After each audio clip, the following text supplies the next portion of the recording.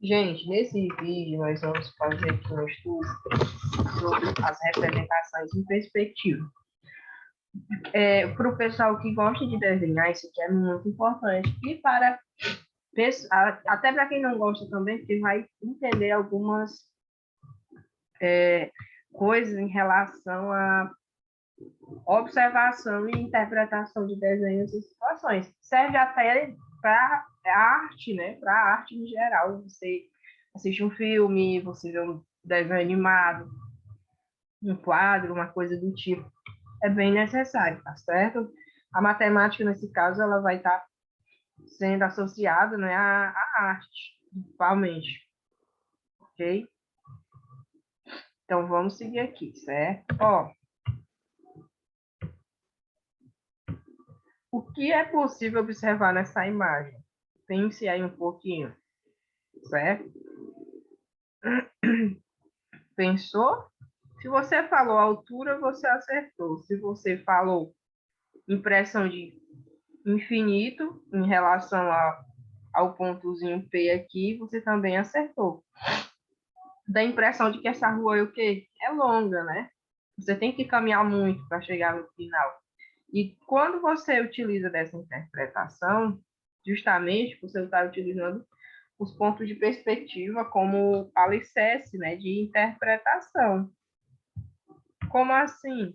Ó, dá a impressão de que para você chegar até esse ponto vermelho aqui, você tem que caminhar bastante. Quando você está num quarteirão e você olha para o final da rua entre os prédios, isso daí é uma coisa real de perspectiva. A perspectiva que você tem é o que é longe. Mas quando você está vendo isso em um desenho, nós temos três tipos de perspectivas que o material de vocês aborda, que é o que a gente vai ver nos slides a seguir. Tá bom? Continuando.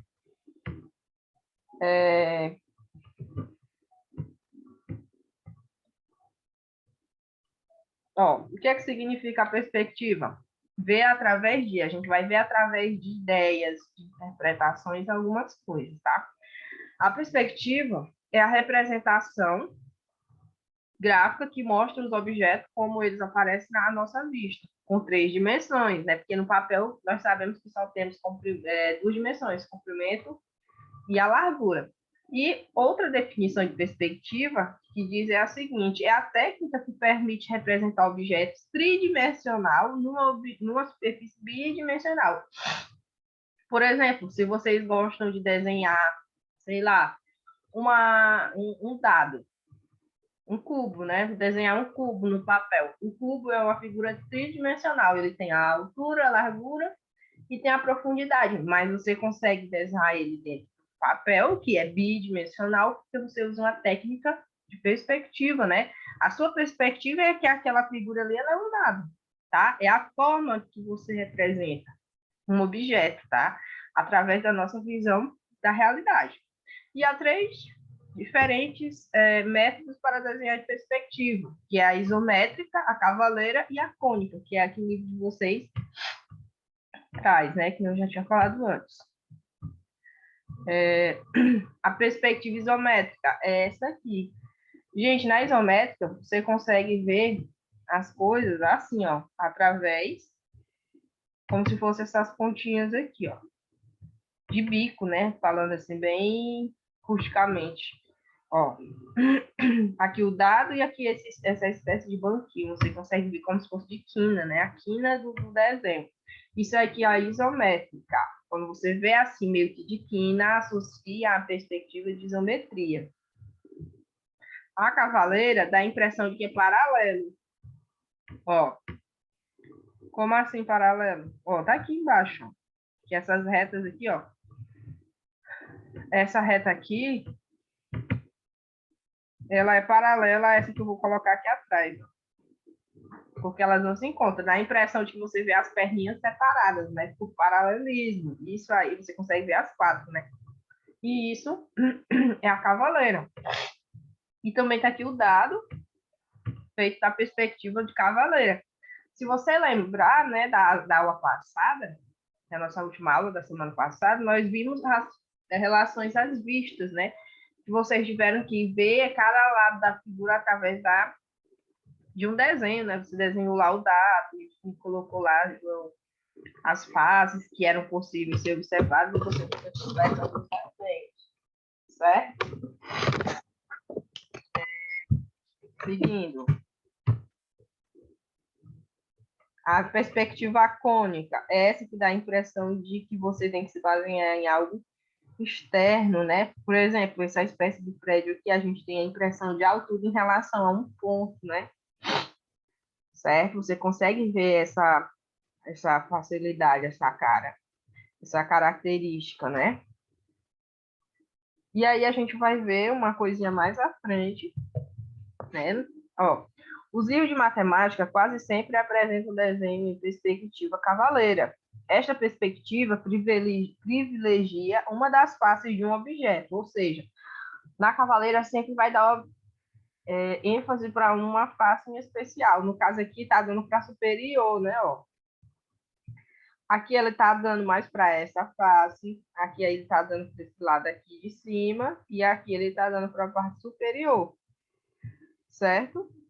Quando é a cônica, ele vai dar meio que uma impressão do tridimensionalismo, né? Quando for agora, a gente vai ver algo bem interessante. Quem aqui já ouviu falar de linha do horizonte? Por exemplo, na vida real, lá no mar, você olha na praia e você vê lá no finalzinho como se fosse uma reta. Aquela retinha que você vê lá é a linha do horizonte, tá? E isso dá a impressão de longe, né? Que é algo que você não consegue chegar lá tão facilmente. E aqui nesse desenho dessa linha de trem, essa barrinha pretinha que tem o nome de linha do horizonte é justamente para isso. Dá a impressão de que você não consegue ver o final desse trilho. E isso aqui, ponto de fuga, é o que garante que você vai estar com esse trilho até o final, tá? Até o final você consegue ir enxergando essa questão aí, tá? E aí, no livro de vocês, praticamente, vocês vão ter que olhar, no exercício, vocês vão ter que olhar desenhos e vocês vão ter que identificar o tipo de perspectiva e ser feito através de linha do horizonte, tá? Para quem ficou com dúvida nessa questão de profundidade, se você estiver com o livro na mão, você pode abrir na página 112, 113, que vocês vão mexendo assim a página, fazendo formato de L, né? Cuidado para não rasgar, você consegue ter a impressão de profundidade, porque aí é o desenhozinho de uma rua, né? Tem carro, tem pedestre, tem tudo. E você vai conseguir sim ter a perspectiva de profundidade. Tá? E aí é desse jeito. Ó, e aqui nós temos mais exemplos de profundidade e ponto de fuga. Nesse caso do primeiro desenho, nós só temos um ponto de fuga, que é esse aqui, ó. Certo? E no segundo desenho nós temos dois pontos de fuga. Nós temos um aqui nessa parede e um nessa outra parede aqui, ó. Por que tem dois? Porque necessitamos de ter uma profundidade em relação às duas paredes, certo? Porque senão não dava a sensação de que isso daí era um ambiente fechado, né? Que era um quarto. Então, a partir dessa pequena explicação, vocês vão tentar resolver os exercícios do livro que vão ser passados aí na lousa. Caso vocês tenham alguma dificuldade, deem uma lida no livro e vejam os exemplos que o livro traz, tá certo? E aí, façam uma atividade, qualquer dúvida, me procurem, tá bom? Tchau, pessoal. Até a próxima.